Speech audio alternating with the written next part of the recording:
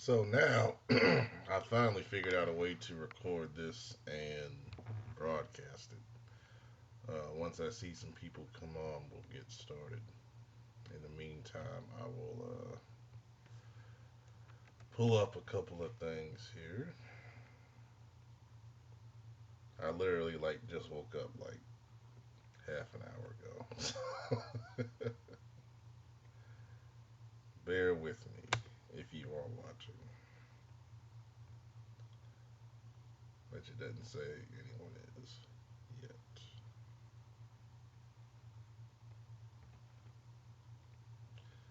But this is being recorded, so this will be available um, later on once I figure out how to post it somewhere.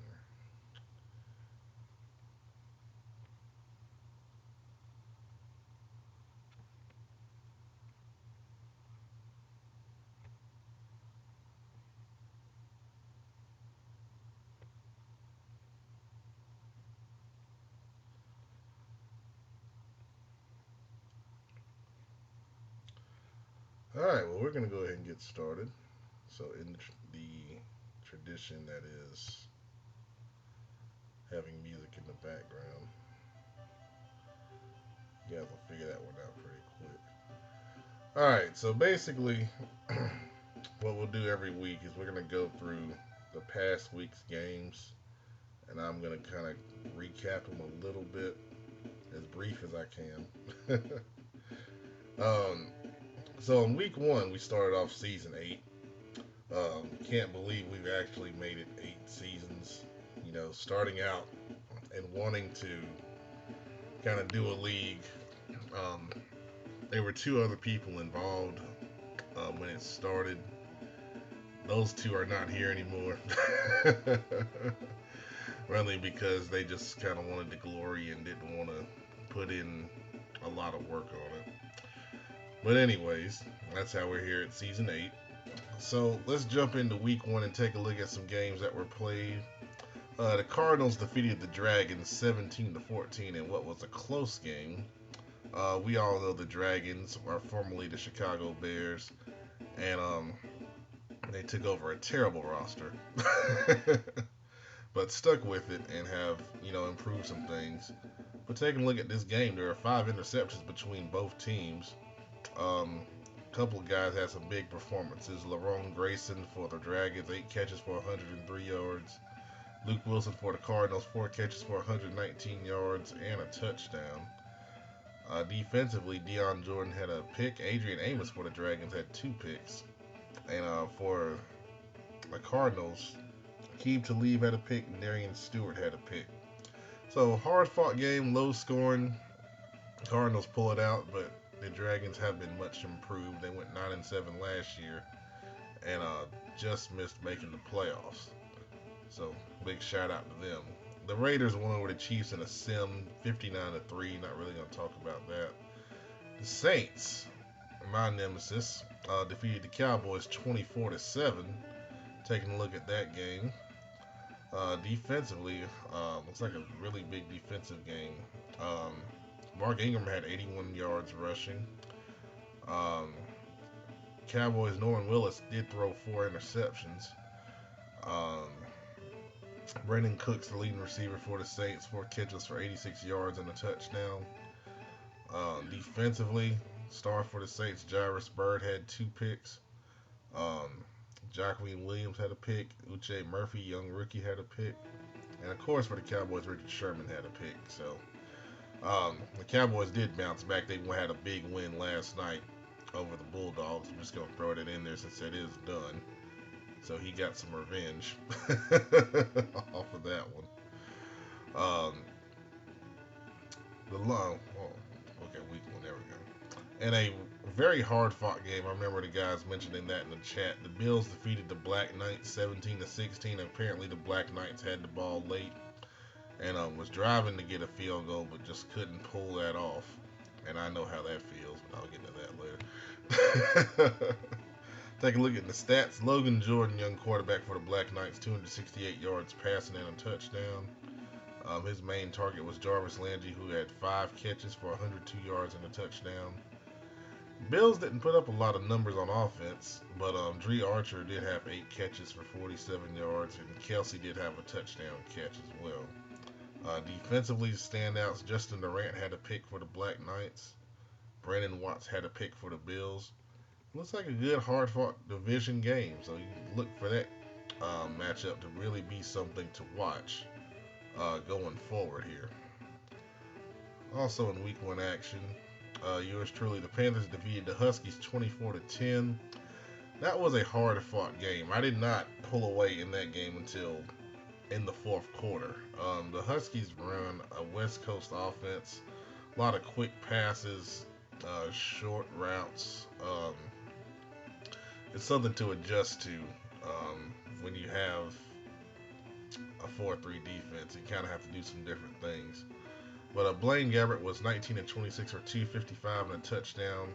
Cam Newton had a perfect passer rating, 17-21 for 271 and 3 TDs. Really spread the ball around in this game. Leading receiver for the Huskies was Zach Ertz, tight end, 5 for 70. For myself, the young rookie Kenbro Spain, 5 catches for 97 yards and a touchdown. That guy is going to be something, I'm telling you. Defensively, Brandon Graham had a sack for the Huskies. Pernell McPhee for us had 2 sacks. Breland had an interception, and Luke Kuechly had the interception to actually seal it. So, that was Week 1. It went a lot better than Week 2. But that's okay. That's alright. Colts won a sim 38-3 over the Jets. The Packers defeated the Lions. 2 new guys going at it in the NFC North, 28-17. Take a look at this game here. The Packers was excited about the win because he beat a Super Bowl team, but I had to tell him it was a new owner. So gotta take it with a grain of salt. But both quarterbacks kind of struggled in this game. Aaron Rodgers had 3 interceptions. Stafford had an interception, both under 200 yards passing. But Amir Abdullah had a big game on the ground. 16 carries for 149 yards and 2 touchdowns. That might be the biggest rushing total in the league. Nobody really stood out receiver-wise. Defensively, the Lions did have 3 picks, 3 different guys: Kendall James, DeAndre Levy, and Bennett Jackson. For the Packers, Casey Hayward had a pick. He was on the block, by the way. And they forced 2 fumbles, Mike Daniels and Demarius Randall. And Mike Daniels also had 2 sacks. So big game for him. So good hard-fought game between 2 division rivals. That's good stuff. So you look for that to continue to be a big matchup in that division. That's going to be wide open in my opinion. The Broncos defeated the Steelers 31-7. Take a look at this game. Looks like the Broncos pretty much dominated there, obviously, by the score. Stats were not too impressive. Looks like the Steelers hurt themselves with 5 interceptions by Jeffrey Mosley. Tylen Smith on the ground for the Broncos had 13 carries for 101 yards. Nothing really big receiver-wise. Defensively, E.J. Talbot for the Steelers had an interception.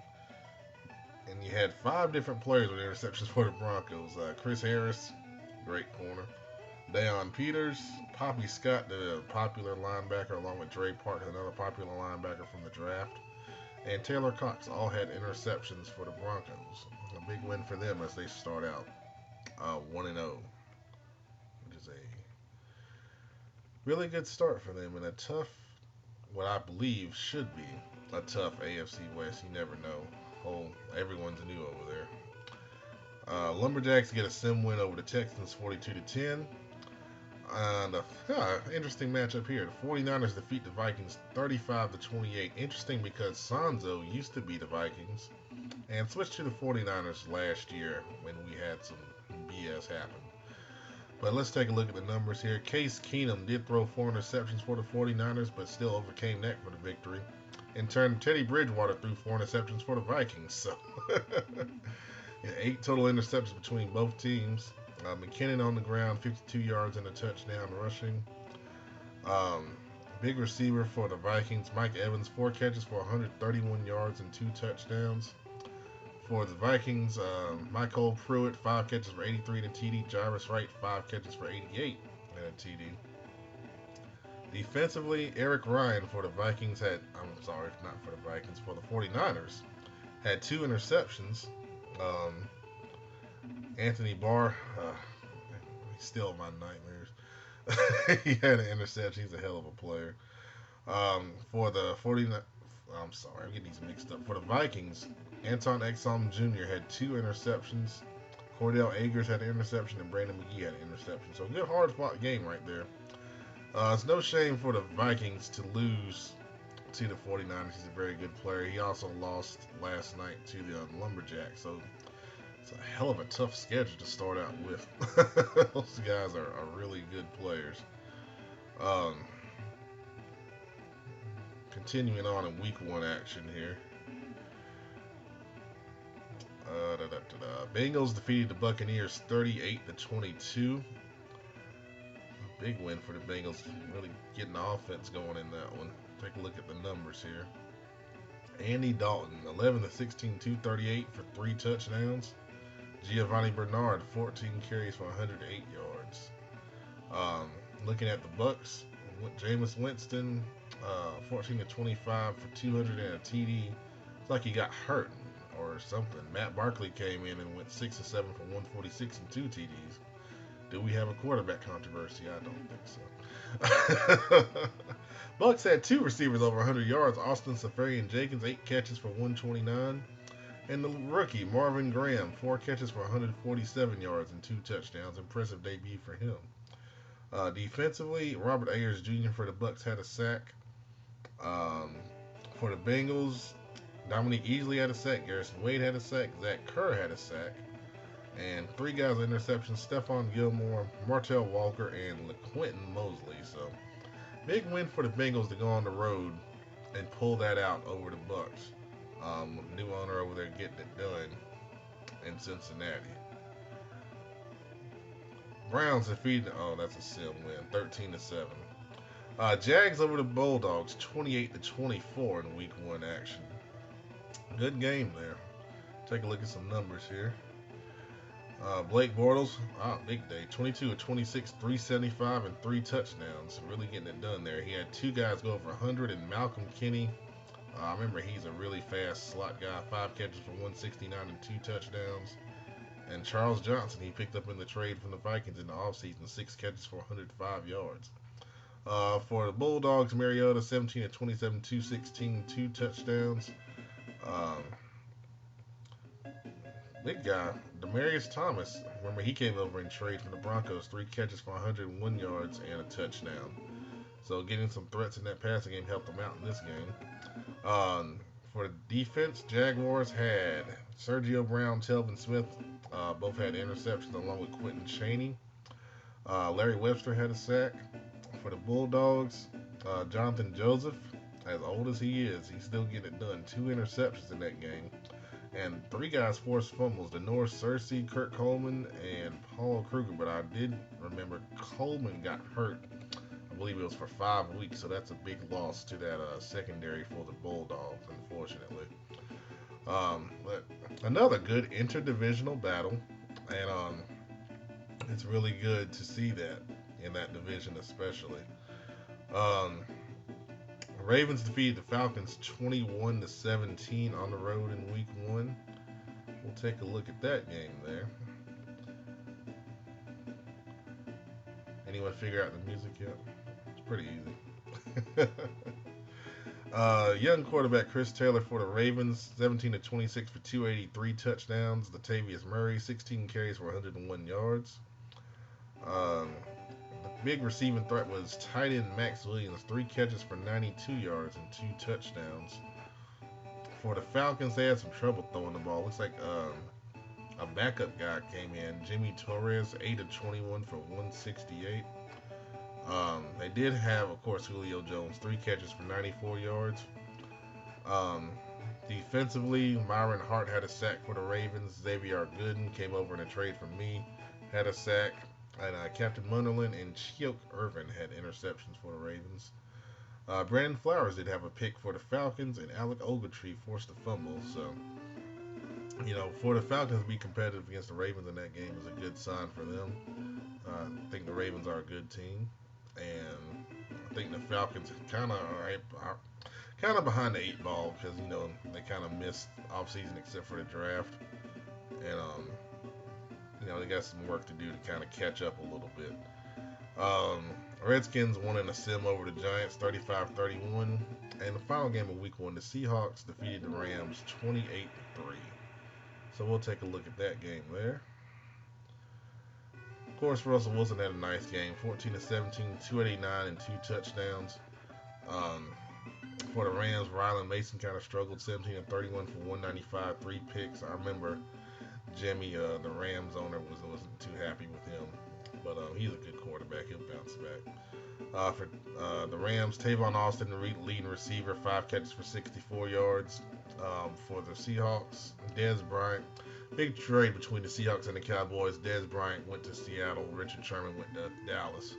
So Dez Bryant had 5 catches for 119 and a touchdown in that game as a leading receiver. Defensively, Michael Bennett had 2 sacks. Cliff Averill had 2 sacks. Levon Jordan had a pick. Chris Cook had a pick. Earl Thomas had a pick. He always gets a pick, it seems like.